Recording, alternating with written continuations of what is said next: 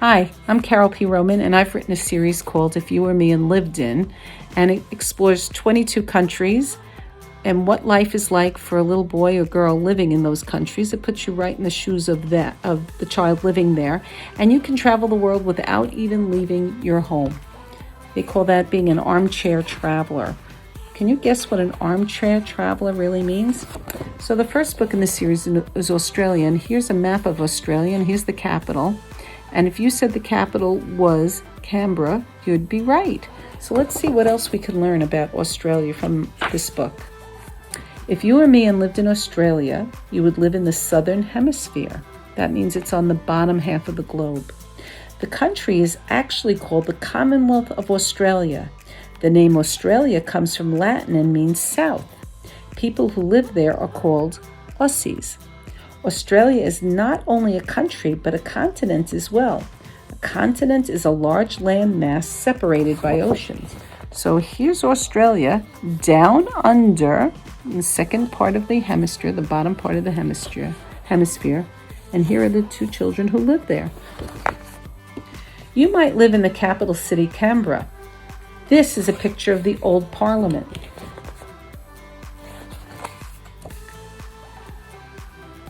This is a picture of the old Parliament House where laws were made until 1988. Canberra is located between two of Australia's most populated cities, Melbourne and Sydney. It was chosen as the capital city to make everybody happy. It's surrounded by a lot of vegetation, so it's called the bush capital. Here's a picture of those two children. Look at that beautiful illustration, and that's a very famous landmark. That's the Australian Opera House. And let's see what your name might be. If you're a boy, you might be called Jack, William, or Oliver. Favorite girls' names are Charlotte, Ruby, and Sophie. So those names, do they sound familiar to you? Which one do you think you'd like to have if you lived in Australia? Here's a picture of a family, and it looks like that might be something they like to do. Is it something you like to do with your family? Is your family so different from the family in Australia? You would call your mommy, Mummy, and your dad would answer to Daddy, just like here in the United States. When you go shopping with Mummy, you would use an Australian dollar. So that's the paper money they use, the currency, Australian dollars. Oh, this is a really pretty picture coming up. Can you guess where the children are? Can you guess where that is? It's a very famous place in Australia. If you guessed the Great Barrier Reef, you were right. If you were me and had a choice of what to do in Australia, you most certainly would visit the Great Barrier Reef. It's the largest reef in the world and can be seen from outer space. It's populated with brilliantly colored fish and jewel-colored coral. Dolphins, turtles, and whales make their home there too. You could get right up close to them when you go snorkeling. Or maybe you'd rather ride in a bear boat, which is a mini submarine with windows. Which way would you like to see the coral reef? For me, it would be the bear boat. What are the parents doing here? Does this look like a scene you might find in your own home? You would always pack a special lunch of Vegemite sandwiches. Your mummy would spread this dark brown vegetable paste onto white bread with some Western Star butter. For dinner at home, Daddy would roast meat on the Barbie. What do you think the Barbie is?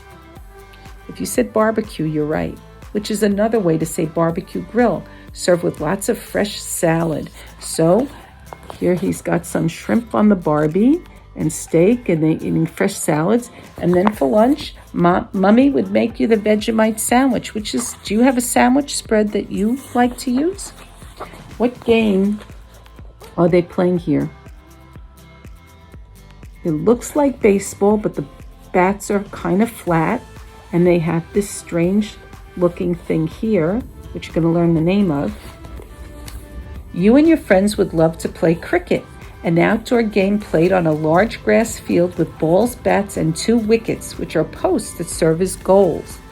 You would need 11 players to make a full team. So it sounds a little bit like baseball, but, it's a different type of game, cricket. If you were me and lived down under, January 26 would be a special day. Australia Day celebrates when the British came to live and work there in 1788. Down under is the way the Aussies refer to their home because of its location on the globe. You would be proud to join the parades, eat many different foods, and attend all the events.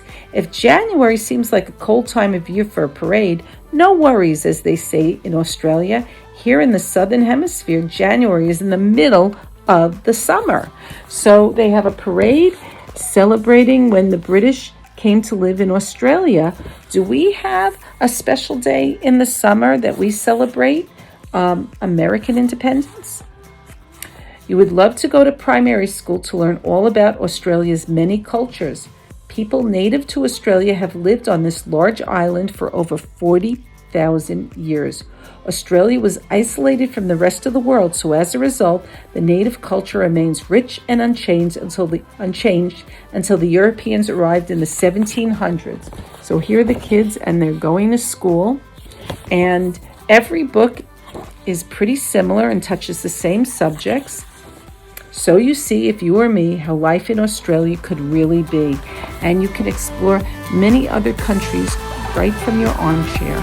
Hope you enjoy.